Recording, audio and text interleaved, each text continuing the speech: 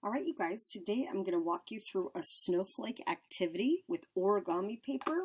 You will need some scissors as well. Okay, so the goal here is we're going to use origami paper to fold and then cut and create a snowflake that has both reflectional and rotational symmetry. So first thing that I need to do is I need to fold my origami paper onto itself like so. I'm going to make a crease, and I have to always keep my eye on where is my crease, because I always need my crease to be right here at the top. Okay, next I'm going to fold onto itself one more time, just like so. So now I should have 4 perfectly congruent, identical squares, just like so. So now I'm going to open my paper up. I should be seeing that crease right down the middle, right here. Okay, I'm going to put a little dot right here because I'm going to really focus on that point specifically in just a moment. So again, make sure that you have that crease right here up at top. Okay, next I'm going to take this square right here, and I'm going to fold it onto itself. So I'm folding over to where that segment was, right in the middle of the page, right here. And I'm essentially creating 2 congruent rectangles. Let me just open it up so you can see all of those creases. Okay, so right now I still have that crease right in the middle of my sheet. And then over here I took this square and I folded in half and I made 2 congruent rectangles. So we should all be matching here. Again, make sure that you have that crease right at the top. All right, next thing you need to do is be very conscious of this point that's right here. I'm going to put my finger right there. What I'm going to want to do is I'm going to want to take this corner right here and fold it over along this crease right here. And what it's going to do is it's going to fold me an angle that is about 60 degrees. So again, I'm conscious of this point right here. Okay, I'm going to fold my paper over, being very conscious of where that point is right there.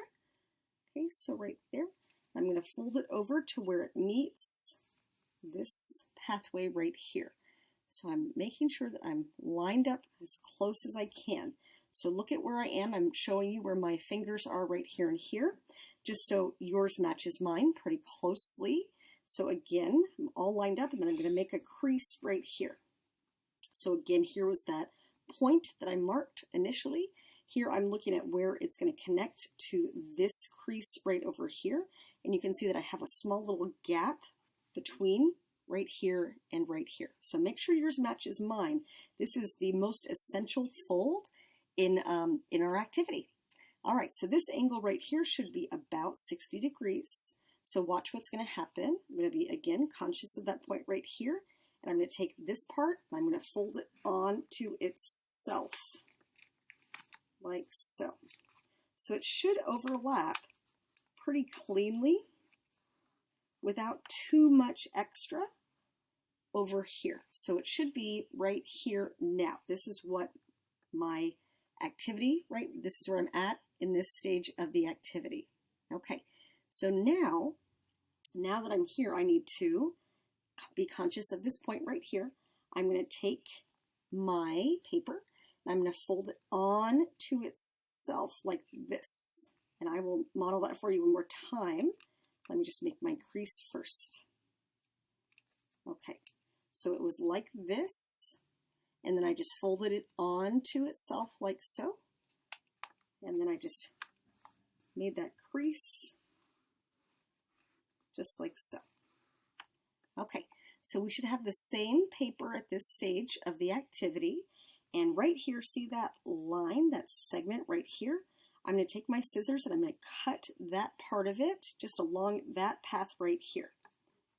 Okay, let me go ahead and cut that off. And then make sure that you can see exactly what I did. So I essentially just cut along that crease right there where that segment was. Just cut this part off. And now I have this part, looks like a little triangle right now. Okay, we should all match right here. So now I'm going to take my scissors and I'm going to make cuts. I'm going to make cuts on this side I'm going to make cuts on this side. I can even cut off the tip right here. That would be fine. I just can't cut all the way through. So whatever design you want is fine. I'm going to come up with something pretty quickly just to show you. So again, I'm just making little cuts on both sides.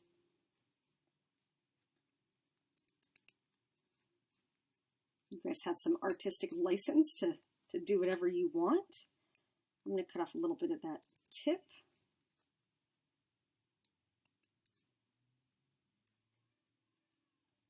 Okay, cut a few more on this side too.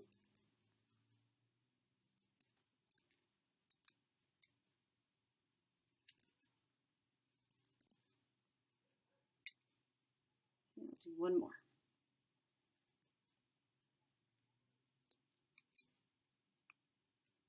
All right, so this is what I have so far, right? I've made cuts on both sides. I cut off a little bit at the tip as well. And now I'm ready to unfold it.